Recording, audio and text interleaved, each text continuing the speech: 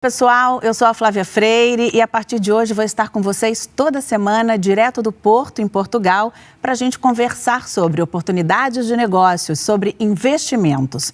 Aqui no Conexão Europa, você vai ver quais são as facilidades e os entraves para investir nos países de língua portuguesa. Como você pode internacionalizar a sua empresa, onde buscar recursos e quais são as áreas em alta em cada país. Nesse primeiro programa, nós vamos falar sobre Brasil e Portugal. Quem está comigo é a jornalista Mara Luque, do canal My News, o CEO da IDB do Brasil Trading, Eric Isopo, e o presidente da Associação Empresarial de Portugal, Luiz Miguel Ribeiro. A gente vai falar sobre a internacionalização de uma empresa, como chegar em Portugal, e vamos falar sobre exportação e importação. Quais são as dificuldades de negociar com o Brasil? Vamos lá? Então, roda a vinheta, ou como dizem em Portugal, o genérico.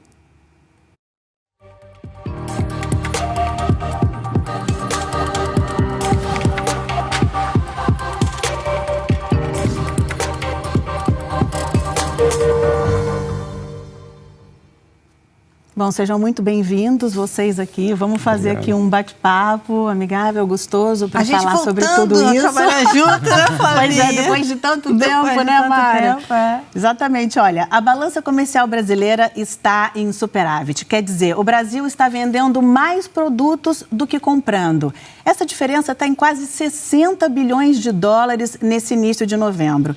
Então, a gente vai saber aqui com a Mara, porque, Mara, a média diária das exportações brasileiras, né, teve um aumento aí de 62% quando se compara com novembro do ano passado. O dólar, acima dos R$ 5,50, impulsiona essas vendas para o exterior, mas também impacta a inflação. Para o exportador, o dólar em alta é muito bom, porque deixa os produtos brasileiros mais competitivos. E você teve principalmente o agronegócio, enfim, você teve algumas oportunidades de negócios, de mercados ali bastante interessantes que aumentaram. A China, sempre ela, né, enfim, ajuda muito as exportações brasileiras. Eles tiveram problemas com a carne de porco, então aumentou as exportações brasileiras nessa área, tanto que a carne no Brasil ficou cara por conta disso. Agora, na importação, né, Érica, que o negócio fica mais difícil com o dólar em alta, né? Você tem o dólar em alta e você tem uma economia com dificuldades no Brasil ali. Mas vocês cresceram mesmo nesse período.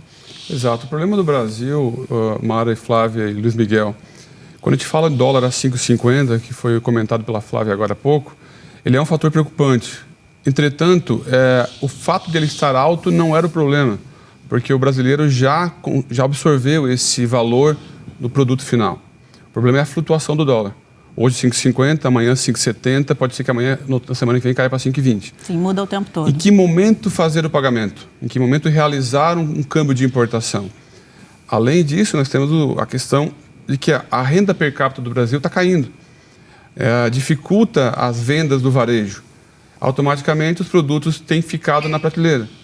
E, de outro lado, o produto que continua vindo importado continua vindo mais caro por questões logísticas, por questões burocráticas, por questões cambiais, que talvez o tripé que dificulta hoje o crescimento econômico. Exatamente. O Eric, vender os produtos para o exterior, a situação até está favorável, né? Mas a gente pensando no caminho contrário, quer dizer, em quem quer vender produtos para o Brasil, você acha que a dificuldade é só o câmbio ou também tem a questão da burocracia, do sistema tributário?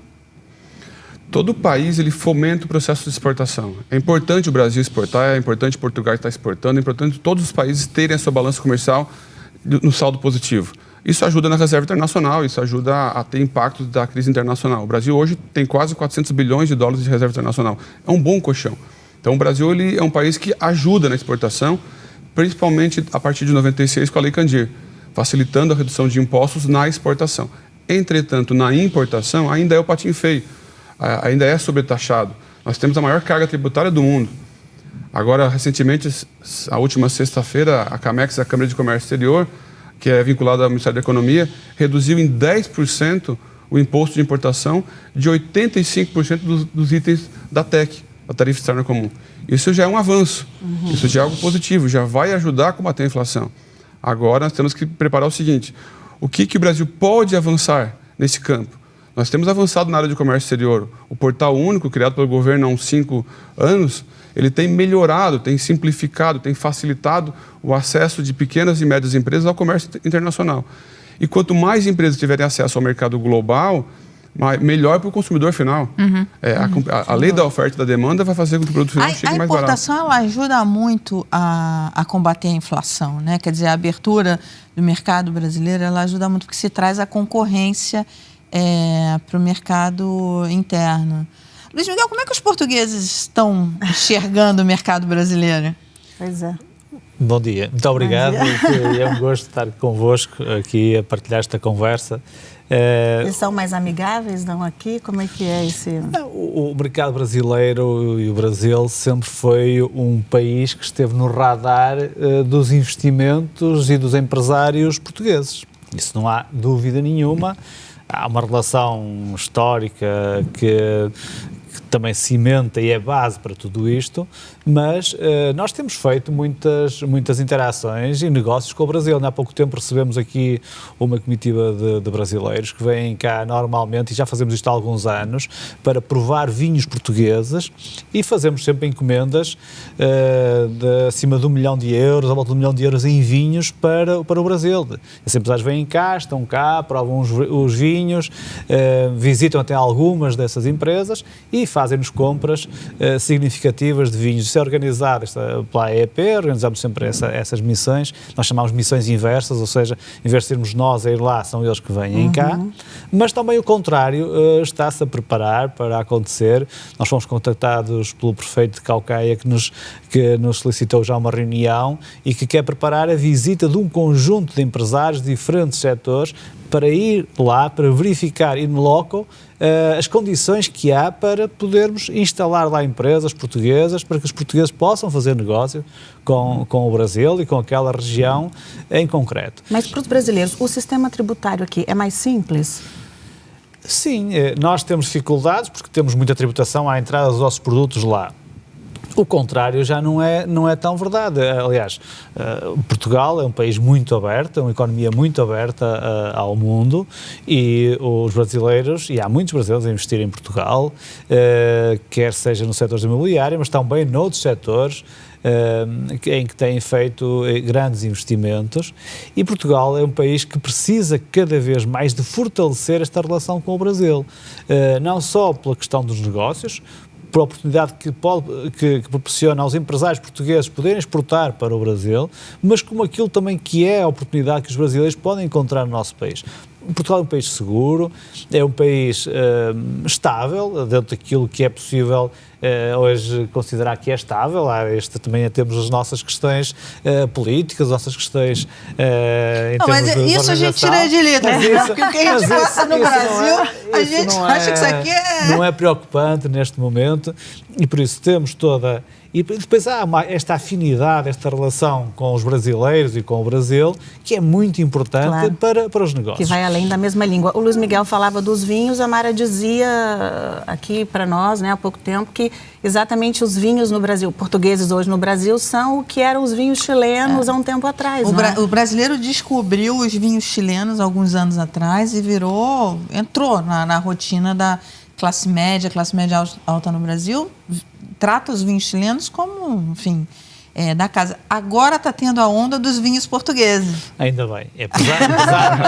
Apesar da dificuldade e da taxação que têm esses vinhos para entrarem lá, mas mesmo assim conseguimos lá colocar. Agora, há aqui uma outra questão que para nós, neste momento, e nos próximos tempos, nos próxima década, diria, é o grande desafio estrutural que Portugal tem, que é o desafio demográfico. E há já muita relação, é preciso agora criar melhores condições, é preciso criar menos burocracia, mais facilidade na integração de pessoas que possam vir do Brasil para trabalhar em Portugal. Portugal tem estas condições, tem este clima, nós temos esta relação histórica, temos esta relação cultural, e precisamos muito de pessoas, e eu diria que o Brasil perdoa-me a expressão, o nosso fornecedor natural de mão de obra para vir trabalhar para Portugal. Precisamos de criar aqui uma relação, uma ligação, um canal, uma ponte que seja fácil das pessoas se deslocarem e virem trabalhar para Portugal. Nós precisamos de pessoas, precisamos depois de trabalhar a questão das qualificações, mas essa é a parte mais fácil, porque nós temos recursos, temos know-how para ajudar a qualificar melhor essas pessoas, para trabalhar em diferentes setores, mas diria que Portugal é um país interessante para se vir, para se estar a trabalhar, é um país aberto ao mundo, é um país multicultural em termos daquilo que são as vivências e as pessoas que nós encontramos hoje na rua, pessoas de todo o mundo que vêm para Portugal. E uma entrada natural para a comunidade europeia, né? Uma entrada natural, porque a partir de Portugal podem entrar em toda a Europa. Exatamente. É? Que é um outro fator importante. Portugal poderia ser uma plataforma é? de depois circular e de entrar pela Europa até ao nível dos produtos que vêm do Brasil. Agora, esse intercâmbio de mão de obra, ele é muito favorável para os dois países, né? Porque quando você faz... A gente está experimentando isso aqui, essa parceria com o Porto Canal, quer dizer, você vai aprendendo, eles aprendem, nós aprendemos, essa troca ela é muito rica, ela é boa para os dois lados, né? E, aliás, a ideia do programa é essa, não é, Mara? Exatamente, fazer essa ponte entre o Brasil e os países de língua portuguesa que ficam para o lado de cá, Europa, África... Eu acho que o Brasil precisa redescobrir Portugal e Portugal precisa redescobrir o Brasil. Ambos falamos o mesmo idioma, a gramática é a mesma, uma língua universal que facilita a comunicação. Entretanto, o Luiz Miguel ele tem uma visão importante do Brasil, que é um país burocrático, e de fato é muito burocrático, de fato tem dificuldade de entrada. Quando eu falo assim que é difícil, fazendo um comparativo com Portugal, Portugal se abre uma empresa em 1 hora, 1h30, está com uma empresa aberta. O Brasil divulgou recentemente, está na Agência Brasil, que uma empresa é aberta em 2 dias. Era 5 em 2019, virou 2 dias em 2021. Reduziu, importante. Entretanto, essa comunicação entre órgão federal com o estadual e municipal ainda não existe. Talvez esses 2 dias viram 2 meses, pela dificuldade de integração entre os entes federativos. Ok, a empresa pronta, acabada, dar o início da atividade. Vamos importar ou vamos exportar. Primeiro ponto, pegar o HS Code, o NCM do produto. É ele que vai determinar quão mais burocrático é ou não é a entrada no Brasil. Quando a gente fala em vinho português, e de fato eu sou um apaixonado por vinho, gostaria de ver mais vinho português no Brasil, tem canais para essa entrada, mas a gente depara com a barreira tarifária.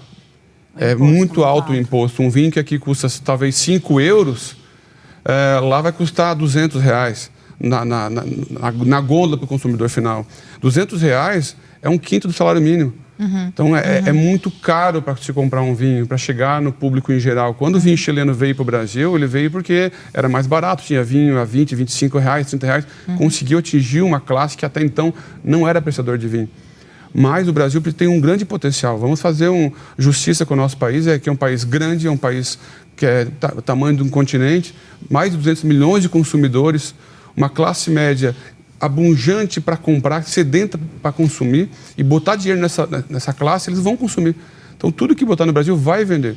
Tem a classe média e a classe alta. Você vai botar o teu nicho. Eu tenho um vinho com um ticket médio mais baixo, eu vou vender mais barato. Eu tenho um ticket médio mais alto, eu vou focar num nicho melhor. Mas tem mercado para todos. Tem que descobrir isso. A gente está falando de vinho, porque aqui todo mundo é apaixonado por vinho. Mas você tem isso em todos os segmentos, em pesquisa, em tecnologia. Quer dizer, essa troca, por exemplo, eu estava conversando com uns amigos pesquisadores que falam assim, olha, às vezes, no Porto, inclusive, você tem equipamentos que no Brasil você tem que ficar em fila para esperar para os pesquisadores utilizarem, e aqui está ocioso porque não tem pesquisador para usar. Sim. Quer dizer, então você fazer essa... Luiz dizia, né? A mão de obra, né, que falta aqui, né, qualificada. Sim. Nós temos, de facto, hoje equipamentos de ponta, temos tecnologia e temos esta disponibilidade para trazer pessoas para colaborar, seja na investigação, seja nas áreas mais da indústria, da transformação, seja nas áreas da investigação. Ou seja, há aqui muita oportunidade para fazermos este intercâmbio, esta relação. É preciso que os nossos decisores políticos tenham esta visão e criem as melhores condições para que este canal entre o Brasil e Portugal seja mais fluido, seja mais fácil de as pessoas poderem circular, e também as mercadorias e os produtos poderem circular. Se fizermos isto, estamos a criar aqui uma excelente oportunidade para ambos os países. Importar e exportar é uma opção para quem pensa em marcar presença em outros países. Mas, cada vez mais, as empresas estão buscando criar escritórios e filiais, principalmente na Europa. A União Europeia oferece uma série de fundos e benefícios para quem pretende se instalar aqui. Mara, você está passando exatamente por esse processo, né? Quer dizer, o canal My News nasceu no Brasil, mas está chegando a Portugal. E como é que foi abrir uma empresa aqui? Como disse o Eric, foi muito fácil. E o Luiz Miel, de fato, aqui, eu tenho cidadania portuguesa, então a nossa empresa aqui é uma empresa portuguesa. E ela facilita, porque assim, a gente monta uma equipe, tem uma equipe aqui no Brasil de portugueses e brasileiros. E essa troca, como a gente está falando, ela é muito rica, porque ela ajuda a pensar nas pautas, a pensar nas oportunidades, na cobertura. Então, a gente contratou o Jamil, que fica em Genebra, mas se reporta ao escritório daqui de Portugal, e outros correspondentes que a gente está, e outros correspondentes, e séries e documentários que a gente vai fazer a partir daqui, porque como vocês estavam falando, quer dizer, é uma porta de entrada para essa internacionalização, não só na Europa, hein, porque a gente também quer aumentar a cobertura em áreas que o Brasil não tem muita cobertura, porque é a função do canal. A função do canal é complementar a cobertura que é feita no Brasil. Sim, então, a gente fala até de outros lugares com a língua portuguesa, exatamente, não é? Que não só Portugal, então, Moçambique, assim, entre colocar correspondentes na África, colocar correspondentes em outros países da União Europeia, enfim, para você ter notícias, porque existe, Luiz Miguel estava falando da questão dos governos. Sim, mas o que a gente vê, eu vi isso, passei um tempo aqui, quando a gente estava montando o escritório, eu passei uns 3 meses aqui direto, e você vê um dinamismo do empresário fazendo isso, quer dizer, se antecipando ao governo. Quer dizer, eu acho que isso vai vir da iniciativa privada, que vai empurrar o governo para fazer essa engrenagem funcionar melhor, né? Sim, de facto, os nossos empresários sempre foram habituados a não estar à espera que outros os ajudem a fazer as coisas. Se há característica que nós temos é esta capacidade, esta proatividade para fazermos as coisas, para ultrapassarmos as dificuldades, fazermos das nossas fragilidades forças e enfrentarmos as coisas com aquilo que é a nossa criatividade, a nossa capacidade de trabalho, a nossa resiliência, sobretudo aqui no norte de Portugal, uma marca muito presente, que é onde temos a maior força da indústria produtiva. Quer dizer, Portugal está de braços abertos para esses investidores. Completamente de braços abertos para esses investidores. E o que vocês têm para oferecer? Nós temos para oferecer, por um lado, condições para as pessoas virem para cá trabalhar, mas também temos condições para oferecer para investidores investirem em empresas que já estão internacionalizadas, empresas com grande potencial de crescimento, que precisam também de investimento de capital e precisam naturalmente de abrir também a outros mercados. Hoje uma empresa, quando abre, o mercado dessa empresa é o mundo, e por isso, e as nossas empresas já estão preparadas para isso. Quando nascem para o mundo. Hoje um empreendedor, quando cria uma empresa, sabe que passado pouco tempo tem que olhar para o mundo como um potencial mercado dos seus produtos ou dos seus serviços. Ora, o Brasil é importantíssimo porque o Brasil em si é um mundo dentro do mundo, ou seja, um mundo de oportunidades que tem que ser trabalhado, que tem que ser, em termos daquilo que são as regras e o funcionamento. Muitas vezes há aqui algum receio, porque as coisas nem sempre são muito claras e há aqui alguma dificuldade muitas vezes em entrar lá. Tem algumas empresas de grande dimensão têm alguma dificuldade em entrar no Brasil, há alguma resistência à entrada de empresas portuguesas lá, mas é preciso fazer esta relação bionívoca, ou seja, nós temos que colocar empresários portugueses e empresas portuguesas no Brasil e, ao contrário, também é verdade. E por isso, um empresário brasileiro que invista numa empresa portuguesa que já esteja internacionalizada está a investir já num negócio criado com expansão para o mundo. E os nossos empresários hoje cada vez mais têm essa abertura, têm toda essa disponibilidade para receberem parceiros, investidores, que não têm podem entrar no capital da empresa, pode ser através de processos de cooperação, pode ser das diferentes formas. Agora hoje os negócios fazem-se à escala global e as empresas elas próprias também têm de ser globais.